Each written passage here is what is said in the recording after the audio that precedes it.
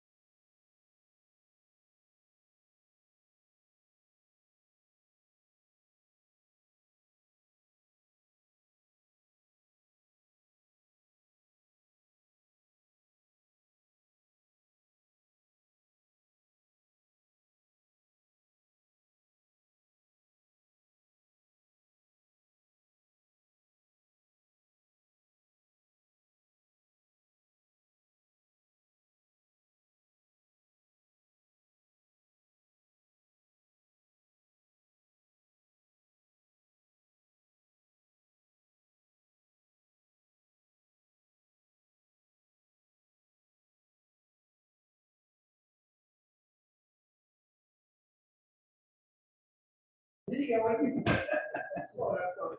Let me know when I'll call meeting order. Okay. Okay? Yep. All right, let me officially call to order the North Shore Planning Board meeting for Wednesday, June 8th. Number 1 and 2 on the agenda is L. Plot 19, lot 34. Act on a recommendation to the zoning board for the application for a development plan review of an application for special use permit under sections 306E, 401, 406, to demolish an existing single-family dwelling and rebuild a single-family dwelling. The single-family dwelling exceeds the limits set forth in sections 306E. And 2 is act on an advisory to the zoning board for an application for special use permit sections 306E, 401, 406, to demolish a single-family dwelling and rebuild a single-family dwelling. The single-family dwelling exceeds the limits set forth in sections 306E. And Gail, if you would make the motion. I would like to make a motion for favorable advisory opinion to the zoning board of review on the special use permit and development plan review applications for the proposed residential redevelopment of plat 14 lot 34. The planning board held its public hearing on the matter on March 30th, 2022, referred to site plan by Thomas Principe III, dated 11/8/21. The lot is 209,422 square feet in total area and is located on Coast Guard Road. Proposed involves demolition of an existing dwelling and garage and construction of a new 6-bedroom single-family residence.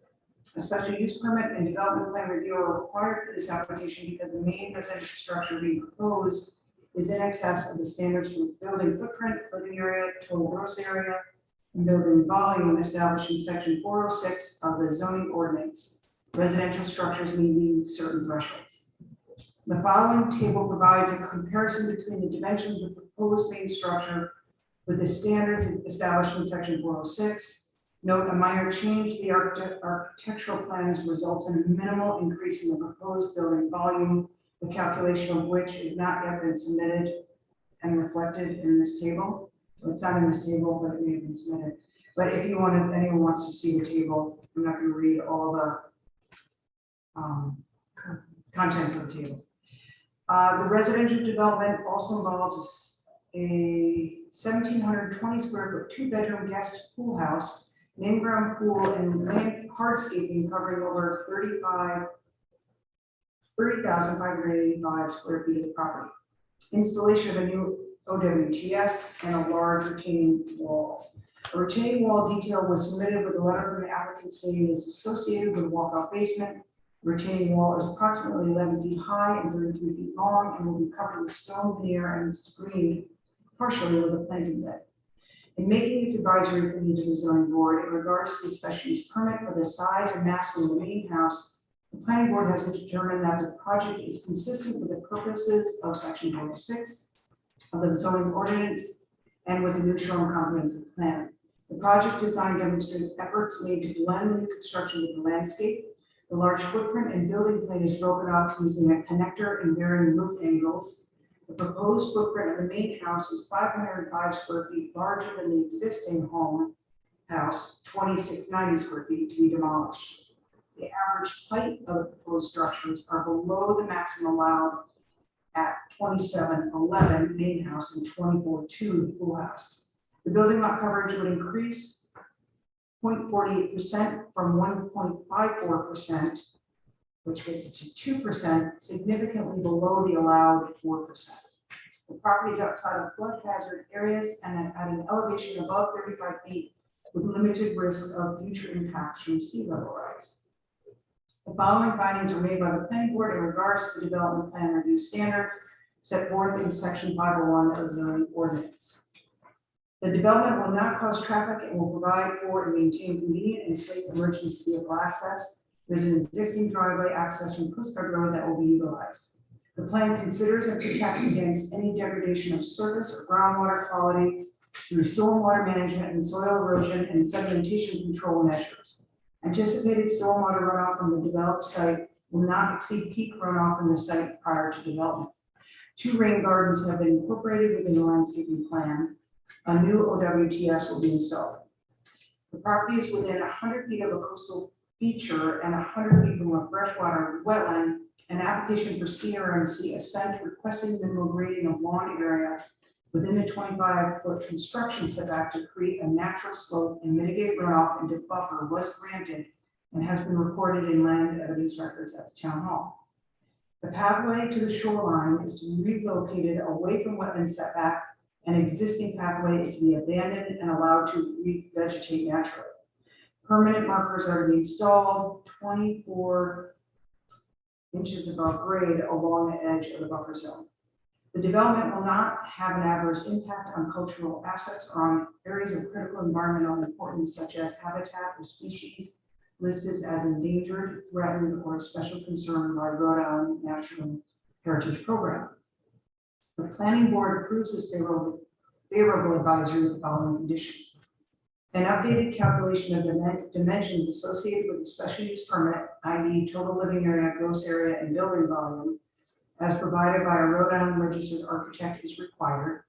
Minor modifications to the plans to include additional dormers will increase the proposed building volume that was submitted with the original application. During the planning board meeting, abutters requested additional material that could offer a better visualization of the bulk and massing of the proposed residential development on the site. Planning board recommended and the applicant has agreed to provide additional photographs combined with architectural renderings of the proposed development from more vantage points in advance of the zoning board's public hearing. The applicant has not provided an outdoor lighting plan with the application or specific light fixture details. During the hearing, the applicant stated the outdoor lighting plan would be limited and would be compliant with the new Shoreham outdoor lighting ordinance. The planning board recommends the outdoor lighting on the site be limited to the amount necessary to provide safe passage around the property and not for purposes of highlighting architectural and landscape features. Fixtures should be dark sky compliant, shielded, and directed downward. Do I have a second? Yes. Thank you so much. I won't ask you to repeat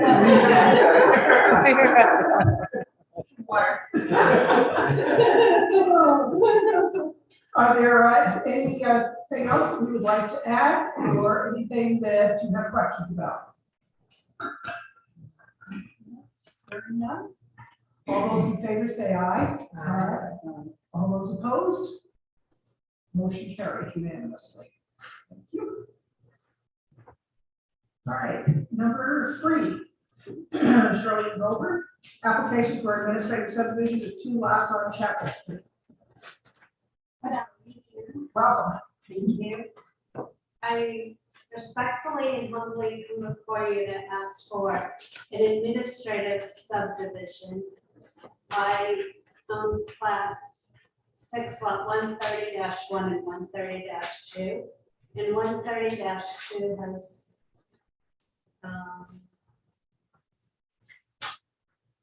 6,944 square feet, which you can see on the map in front of you. It doesn't go all the way to the back of the property between myself and the what used to be the Googles. My house plat 6 lot 130-1 goes through Chapel Street. So I just want to add 7,239 square feet to the plat to make lot 130-2 14,183 square feet as prepared by the plan by David Gardner on May 13th, 2022. And it would be for compliant with zoning. All right, questions or comments? No concerns based on the information provided. I thought very clear. So I want to make sure the map's clear. I want to make sure I'm moving correctly this way. Yes. Okay. The map is fair. I'm not- Okay, Mary, you have any questions? Okay, Bill? No, no questions. Dale? All right. Then I'll make a motion to approve this application for an administrative subdivision to adjust the property line between two existing lots which does not result in the creation of any new lots for development. The plan involves a conveyance of 7,239 square feet of land from lots 131-1 to lot 131-2. As the surveyor's table of the subdivision plan demonstrates, both the lots are below the minimum development land area with the reduction of wetlands prior to and post subdivision. Therefore, the subdivision does not result in the creation of a substandard lot. Lots 131-2 would increase from 6,944 square feet to 14,183 square feet in a lot area, and therefore be more consistent with zoning. Findings. As part of this decision, the board makes the following positive findings regarding the proposed subdivision. One, the subdivision is consistent with the New Shoreham comprehensive plan and the standards and provisions of the New Shoreham zoning ordinance. Two, there will be no significant environmental impact from the proposal. Three, the subdivision lots have adequate and permanent physical access to a public street. And four, the subdivision will not increase traffic congestion, burden water supply, or create surface or water pollution or impair scenic view. Do I have a second? Second. Okay, thank you. Any further comments or questions? Okay, all those in favor, raise your hand and say aye. Aye. Thank you very much, Gail. I'm sorry about that. Shirley. Okay, hang on. Okay. Number 4, 585 Beach Avenue, Okay. lot 5, lot 92, 585 Beach Avenue. Act on a recommendation to the zoning board for an application for a development plan review and for an advisory to the zoning board review for an application for special use permit under sections 113B, 1, 310E, 408 to raise the existing structure on the property and construct a new inn and accessory structure to include employee housing and professional and business spa services. Social, would you make a motion? Sure. But I thought Alice wanted to see some I just, first. you notice at the end of the draft motion, there was a question like for legal to review, so, let me see, if Bill is, I just want to let you know Bill is here. And he might be able to weigh in on that. I don't know if he can hear. Bill, can you hear us?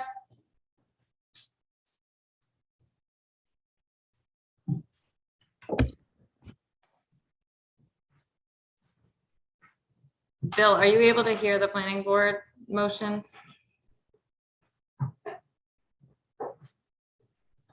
Doesn't.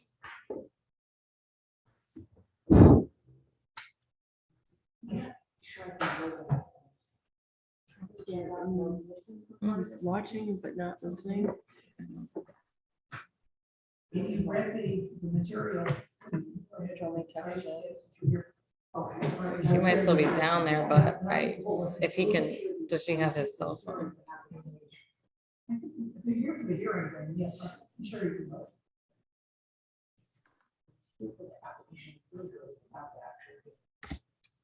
Can someone with a microphone ask Bill if he can hear us? I don't know if it's through there. Oh, Bill, can you hear us?